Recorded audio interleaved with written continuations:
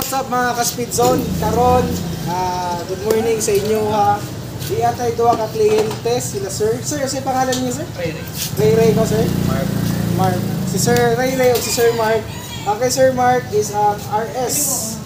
Tapos ang kay Sir Ray is kining Honda Click 150.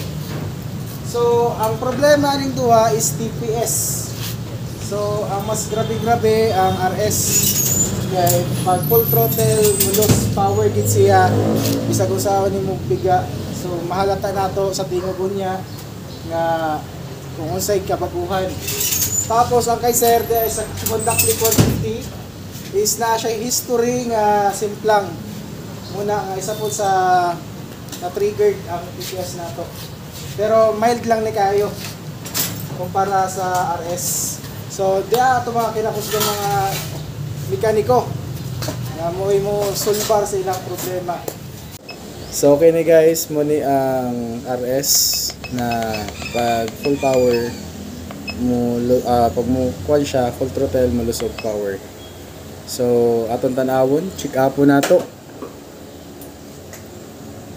So, gamit ang atong gwapong mekaniko sa scanner ko sa problema. So sa TPS, tanaw na ito TPS. Lubagon. Full. And down kalit. Nya puhot gihapon. Down. Nya full. Inanay. Down pa up. So tanaw na niya guys, okay. Mulos gid siya. Mo down gid siya. So okay na guys, muni ang RS na pag full power pag mo kuan siya, full throttle, malusog power. So atong tanawon, check up po nato. So gamit ang atong gwapong mekaniko sa scanner ko sa problema. So sa TPS, tanaw na ito TPS. Lubagon.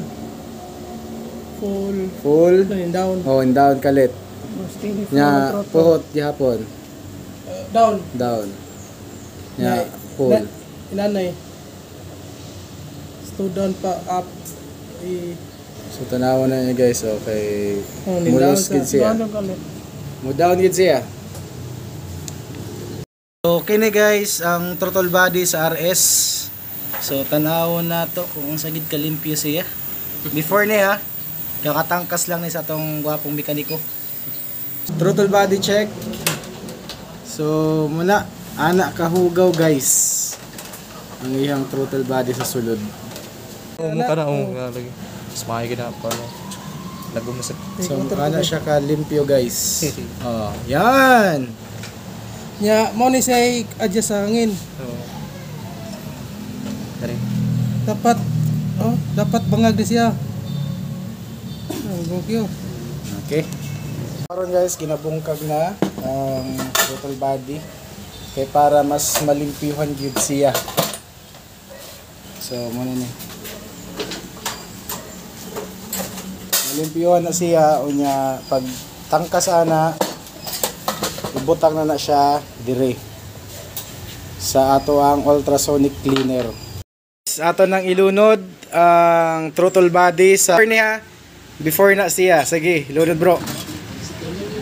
So diha mas malimpyo after ana tanaw na to ang resulta kung unsa nagyod ang kalahian sa before and after. So, okay, nahuman na ang pagsalang. So ingani na siyang resulta sa throttle body. Na human siya og salang na. So di ba ganiha hugaw kayo, itom kayo na pero karon sinaw pa. Masinaw pa sa kaugmaon sa kalbo. Na. So careful lang ta guys kay init-init ba gina. Unya yan. Ana na siya kalimpyo. Yan.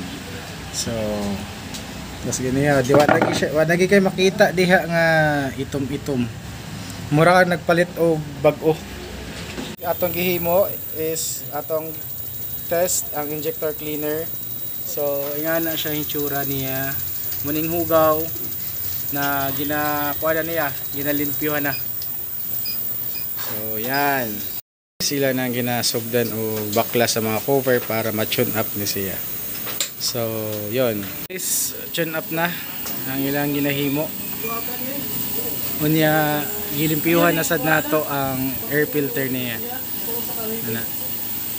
Kani ang RS125 nato.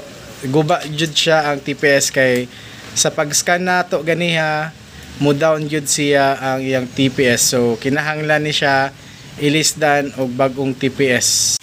So mo ni guys ang bagong TPS unboxing na ni guys. Kay sira jud ang TPS sa RS125. So mo ni guys ang dating nga TPS. So kinisad ang bago pero genuine ni siya. So dara ang plastic. Yan, i-unbox na nato na. So muna atong ipuli ang genuine gyapon nga part diri sa TPS for the RS. Kaya may problema. Same sa dito sa ambot lang kay panamo na check ang Honda Click 150 kung may problema gihapon sa TPS mismo kung kinahanglan i-replace or dili. Pero mas maayo na dili ni-replace para goods na. Out na ang bagong TPS. So atong i-try kung mo down gihapon siya or dili. Kay gani ha, bisag unsa na natong pihit dito is style mo kuan gihapon siya, mo down. So karon tanawon nato kung unsa ang pinagbago. So tanawon nato otro, kung mo down ba siya o dili. Kay gani ha, mo down man siya. So kini bago na ning TPS ang atong na taod. Okay yung TPS. Okay na yung TPS. Oh, 76.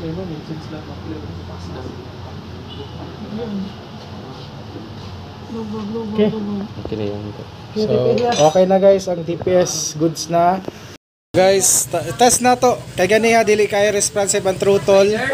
So try na nato rib.